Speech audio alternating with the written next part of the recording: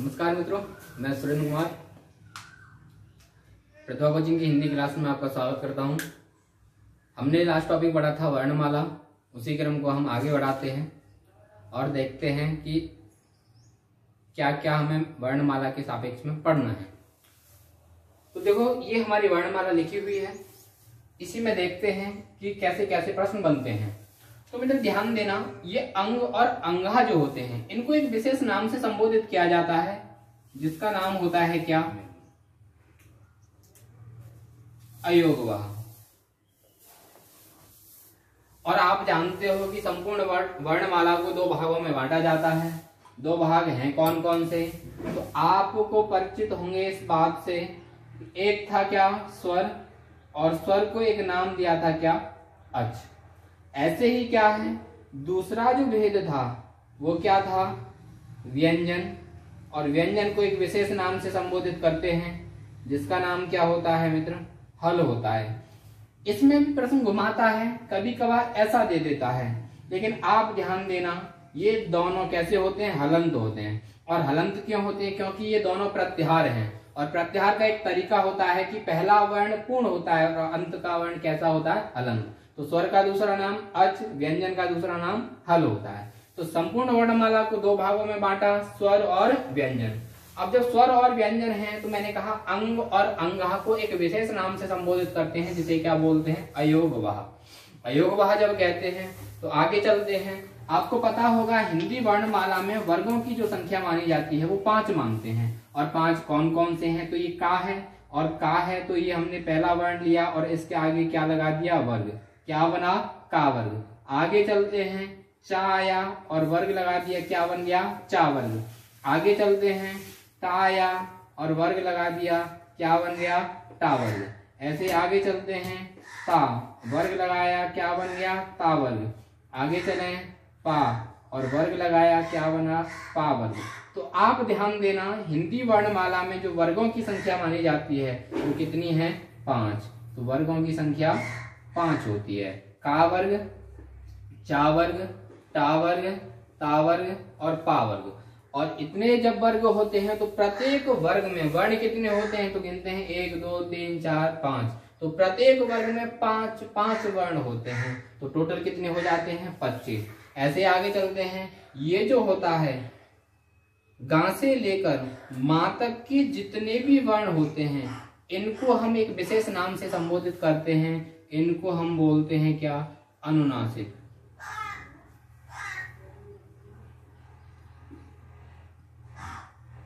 अनुनासिक वर्ण।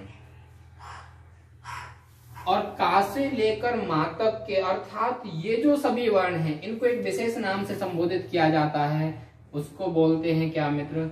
स्पर्श वर्ण। स्पर्श वर्ण कह दो।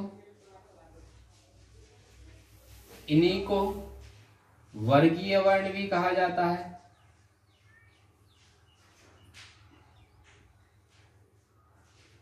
वर्गीय वर्ण। वर्गीय वर्ण क्यों कहते हैं? क्योंकि इसमें प्रत्येक वर्ग के वर्ण आते हैं। आगे चलते हैं, ये क्या है? इस या से लेकर या, रा, ला और वा यहां तक के जो वर्ण हैं इनको एक विशेष नाम से संबोधित करते हैं, जिसे क्या बोलते हैं मित्र? अंतस्थ कहते हैं।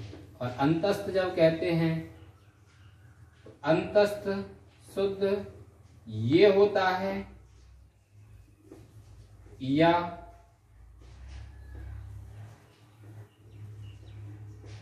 ये होता है, ए या बी। कमेंट बॉक्स में बताएं। तो इसको क्या बोलते हैं? या, रा, ला, वा। इनको एक विशेष नाम से संबोधित करते हैं अंतस्थ वर्ण। आगे चलते हैं, इस तालव्य शा से लेकर इस हा तक इन वर्णों को एक विशेष नाम से संबोधित करते हैं, जिसे क्या बोलते हैं? ऊष्म वर्ण कहते हैं। इनका एक और नाम भी होता है, इनको संघर्षी वर्ण भी कहते हैं।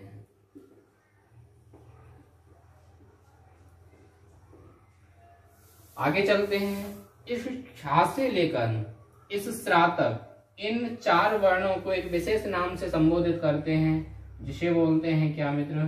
संयुक्त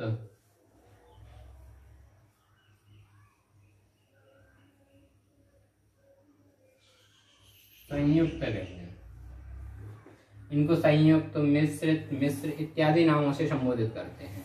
क्यों कहते हैं? क्योंकि ये जो है क्ष, ये दो वर्णों के समावेश से बनता है, का और श। एक प्रश्न यहाँ से भी बहुत घुमाऊ टाइप का बनता है। अगर आप ध्यान देना, ये वर्ण है, इसके नीचे अगर ये हलंत है तो दोनों वर्ण कैसे होते हैं? हलंत होते हैं। और अगर इस वर्ण के नीचे हलंत नहीं है तो पहला वर्ण हलंत होता है सदैव, और अंत का वर्ण हलंत नहीं होता, अर्थात पूर्ण होता है, उसमें स्वर समाहित होता है। तो ऐसे ही ये जो त्रा है, ये कैसे बना है? तो इसमें ता और क्या रा। क्यों? ये भी आधा है तो ये भी आधा। आगे चलते हैं, इसको ज्यादातर लोग ज्या बोलते हैं, जबकि ये ज्ञा नहीं होता है, इसको बोलते हैं क्या? ज्या। और क्यों कहते हैं मित्र? तो ध्यान देना, ये क्या है? जा। और ये क्या है? हमने अभी जाना, ये है जा और ये है या।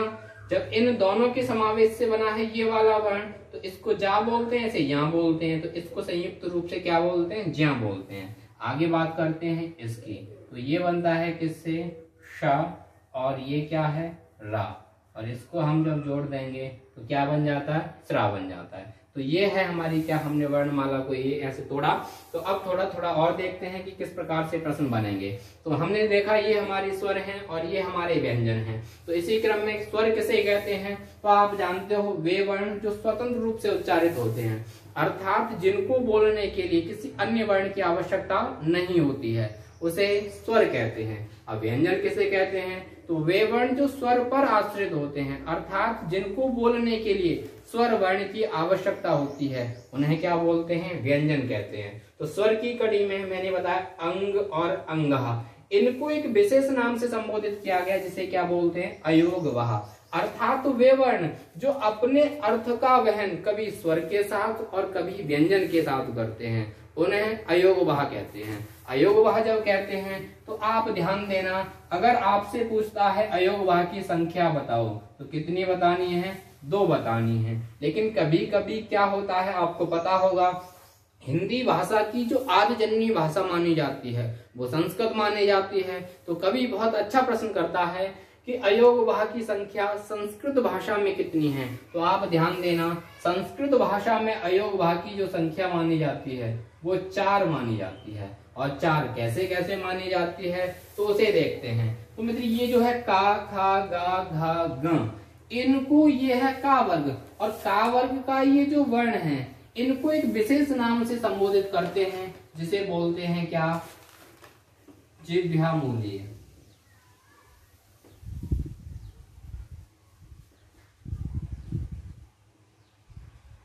जिह्वामूलीय। और जिह्वामूलीय वर्ण होते कैसे हैं? तो आपने प्राचीन साहित्य का अवलोकन किया होगा, तो कुछ विशेष प्रकार के ऐसे वर्ण मिलते हैं, तो इनको क्या बोलते हैं? जिह्वामूलीय वर्ण। अब ये है क्या? तो आपको पता होगा, एक ये होता है चिन्ह, अगर मैं इसको ऐसा कर दूं तो इस प्रकार से ये चिन्ह बने, तो इस चिन्ह का भी एक विशेष नाम होता है, जिसे बोलते हैं क्या मित्र? अर्धस्वर कहते हैं। इसको अर्धस्वर कहेंगे। और अगर आपसे प्रश्न करे कि इस वर्ण का नाम क्या है, तो इसे बोलते हैं क्या? जिह्वामूलीय वर्ण। ऐसे ही आगे चलते हैं, तो एक आता है क्या? पावर्ग। और पावर्ग जब आता है तो पावर्ग का एक विशेष नाम होता है, जिसे बोलते हैं क्या? उपुपद्यमानी।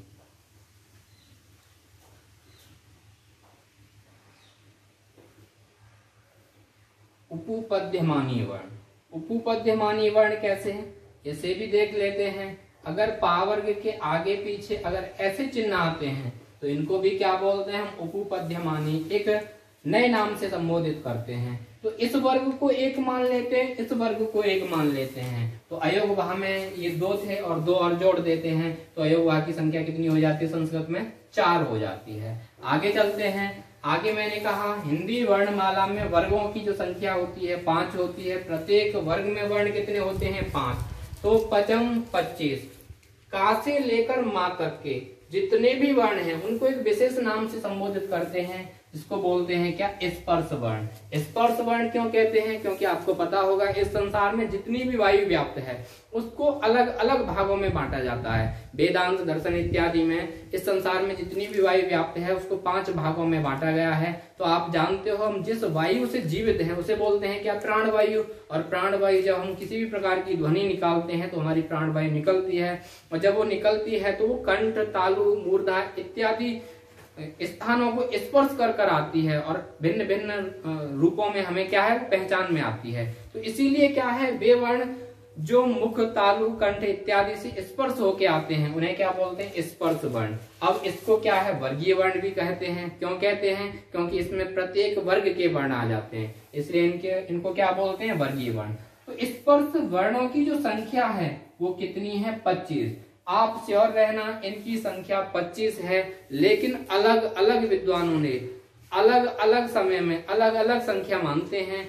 और मानते कैसे कैसे हैं, तो कुछ विद्वान 25 मानते हैं और कुछ विद्वान इनकी संख्या 27 भी मानते हैं। अलग अलग किताबों में अलग अलग मिलेगा। और कुछ विद्वान इसकी संख्या 29 भी मानते हैं। लेकिन आप ध्यान देना 27, 25, 29 कैसे मानते हैं, तो आपको पता होगा ये हमारा टा वर्ग है और टा वर्ग में 2 नव विकसित वर्ण आते हैं जिसको बोलते हैं ढा, और एक आता है क्या, ढा। इनको एक विशेष नाम से संबोधित करते हैं जिसे बोलते हैं क्या, द्विगुण वर्ण। द्विगुण, नव विकसित इत्यादि नामों से जानते हैं। उत्क्षिप्त, उत्क्षिप्त वर्ण, इनकी संख्या है कितनी, तो इनकी संख्या है 2। 25 में अगर हम 2 को काउंट कर देते हैं तो संख्या कितनी हो जाती है, 27। तो कुछ किताबों में आपको 27 भी देखने को मिलता है। अब 27 देखने को मिलता है तो 29 कहाँ से आया, तो आपको पता होगा भाषा परिवर्तनशील होती है। कुछ विद्वानों ने, कुछ साथियों ने एक प्रश्न भी किया था कि क्या प्रश्न शब्द कोई बनाया जा सकता है, तो हाँ अवश्य बनाया जा सकता है। और मैंने आपको पहली क्लास में ही बताया था कि भाषा परिवर्तनशील होती है, भाषा में परिवर्तन आते हैं और शब्द बनाए जा सकते हैं। कैसे, समय की अनुसार हम शब्द को बना सकते हैं, लेकिन उसकी एक शर्त होती है कि शब्द बनाओगे तो सही, लेकिन उसका कोई ना कोई एक व्याकरण होना चाहिए। तो इसीलिए क्या है, आपको पता होगा हिंदी भाषा का जो विकास मानते हैं वो 11वीं सदी के आसपास मानते हैं। और 11वीं सदी के आसपास जब मानते हैं तो आपको पता होगा भाषा पर क्या है, भाषा पर अलग अलग संस्कृतियों का प्रभाव पड़ता है। 11वीं सदी में जब भाषा का विकास हुआ हिंदी भाषा का, तो उस समय हमारे देश में मुस्लिम संप्रदाय की सत्ता थी और मुस्लिम संप्रदाय की सत्ता होने के कारण उस समय फारसी अरबी भाषा का बाहुल्य ज्यादा था और ज्यादा होने के कारण, उनका प्रभाव होने के कारण उस समय के विद्वानों ने अरबी फारसी के वर्ण किसमें समावेशित कर लिए, हिंदी वर्णमाला में। हिंदी वर्णमाला में जब समावेशित किए तो आपको पता होगा कुछ वर्ण माने जाते हैं। ये होता है जा और ये क्या है, फा। ये अरबी और फारसी भाषा के हैं, जा और फा। तो अगर 27 में 2 और काउंट कर दें तो संख्या कितनी हो जाती है, 29 हो जाती है। लेकिन आप श्योर रहना, अगर आपसे पूछता है कि स्पर्श वर्ण, तो 25, 27, 29, तो मैंने कहा डा और ढा, इनको जब जोड़ते हैं तो इनको बोलते हैं द्विगुण उत्क्षेप। इनकी संख्या हमारी 2 है तो कितनी हो जाती है, 27 हो जाती है। और जब इनको जोड़ देते हैं तो कितनी हो जाती है, 29 हो जाती है। भाषा एक सामाजिक प्रक्रिया है, समाज में रहकर सीखी जाती है, इसलिए ये अरबी फारसी से माने जाते हैं। इन्हें आगत व्यंजन, विदेशी व्यंजन भी कहते हैं। तो आगे चलते हैं। मैंने कहा मित्र या, रा, ला, वा, इन 4 वर्णों को क्या बोलते हैं, अंतस्थ वर्ण कहते हैं। और एक मैंने प्रश्न भी दिया है कि इन दोनों में से कौन सा शुद्ध है, ये आप कमेंट इत्यादि में हमें बताएं। तो मैंने कहा अंतस्थ वर्ण किसे कहते हैं, अर्थात वे वर्ण जो ना पूर्णतः स्वर हैं और ना पूर्णतः व्यंजन, अर्थात बीच में बैठे हुए हैं। अंतः स्था, एक स्था धातु होती है जो बैठने के अर्थ में होती है, अर्थात वे वर्ण जो मध्य में बैठे हुए हैं उन्हें क्या बोलते हैं, अंतस्थ वर्ण कहते हैं। अंतस्थ वर्ण जब कहते हैं तो इनको एक विशेष नाम से भी संबोधित करते हैं। इनको मित्र यण वर्ण भी कहते हैं। और यण वर्ण कहते हैं इनको क्या है, एक और नाम होता है इसका, इसको अर्धस्वर भी कहा जाता है, अर्धस्वर। तो आपसे अगर संख्या पूछता है तो इनकी संख्या मित्र कितनी होती है, 4 होती है। कौन कौन से होते हैं? या, रा, ला, वा। इनको क्या बोलते हैं? अंतस्थ कहते हैं। मैंने कहा इन्हें अर्धस्वर भी कहा जाता है। अगर आपसे प्रश्न पूछता है कि प्राचीन समय के विद्वान अर्धस्वरों की संख्या कितना मानते हैं, तो आप ध्यान देना अर्धस्वरों की संख्या 4 मानते हैं। लेकिन आधुनिक सापेक्ष के जो विद्वान हैं, आधुनिक सापेक्ष के जो विद्वान हैं, अर्धस्वरों की जो संख्या मानते हैं वो केवल और केवल 2 मानते हैं। और 2 जब मानते हैं तो कौन कौन से मानते हैं? तो आप ध्यान देना, एक होता है क्या? या, और एक होता है क्या? वा। तो अर्धस्वरों की संख्या है कितनी आधुनिक सापेक्ष में? 2। प्राचीन सापेक्ष में ये 4 माने जाते हैं। अब मैंने कहा इस तालव्य पेशा से लेकर इस हाथ तक के वर्णों को एक विशेष नाम से संबोधित करते हैं, उसे क्या बोलते हैं? ऊष्म वर्ण। ऊष्म वर्ण क्या होते हैं? तो वे वर्ण जिन्हें बोलते समय हमारी प्राणवायु मुख के भिन्न भिन्न भागों में स्पर्श करती है, और स्पर्श जब करती है तो घर्षण खाने के कारण क्या हो जाती है? गर्म हो जाती है। तो उन वर्णों को हम क्या बोलते हैं? ऊष्म वर्ण कहते हैं। इन्हें संघर्षी वर्ण भी कहा जाता है। संघर्षी क्यों कहते हैं? क्योंकि इनको जब बोलते हैं तो घर्षण पैदा होती है। इनका एक विशेष नाम और होता है, इनको हम सल वर्ण भी कहते हैं। सल वर्ण भी कहते हैं। सल क्यों कहते हैं? क्योंकि सल प्रत्याहार को जब हम बनाते हैं तो कितने वर्ण आते हैं? केवल और केवल 4 आते हैं। इसीलिए इनकी संख्या कितनी मानी जाती है? 4 मानी जाती है। आगे चलते हैं संयुक्त व्यंजन। मिश्रित वर्ण भी कहते हैं, मिश्र वर्ण भी कहते हैं। इनकी संख्या कितनी है? तो इनकी संख्या अभी मित्र कितनी है? 4 है। और इनकी संख्या जब 4 है तो है कौन कौन सी? तो एक होता है क्या? छ, त्रा, ज्या और स्रा। और मैंने बताया प्रश्न ये भी बनता है संयुक्त व्यंजनों की संख्या बताओ। 4 हैं कौन कौन से? तो एक क्या है? ये। और प्रश्न देता है कि ये जो छ है किन किन वर्णों के समावेश से बना है? तो मित्र का और शा के समावेश से बना है। और एक प्रश्न और बताया था कि अगर ये वर्ण हलंत है तो दोनों हलंत होंगे, और अगर ये वाला वर्ण हलंत नहीं है तो पहले वाला वर्ण हलंत होता है और अंत का वर्ण पूर्ण होता है। पूर्ण का सेंस है उसमें स्वर समाहित होता है। तो ये हमारी वर्णमाला थी, इसके बारे में हमने अच्छे से पढ़ा। इसी क्रम को हम आगामी क्लास में पढ़ेंगे। आज के लिए इतना ही काफी है। एक क्वेश्चन है जिसके बारे में आपसे पूछना चाहता हूं। मैं एक प्रश्न दे रहा हूं और मैंने कहा कि ये बताओ कि हिंदी वर्णमाला में मूल स्वरों की संख्या कितनी है? कमेंट इत्यादि में हमें बताइए अच्छे से। आपका इंतजार है, कमेंट हम देखेंगे और उसका रिप्लाई भी अच्छे से देंगे। धन्यवाद।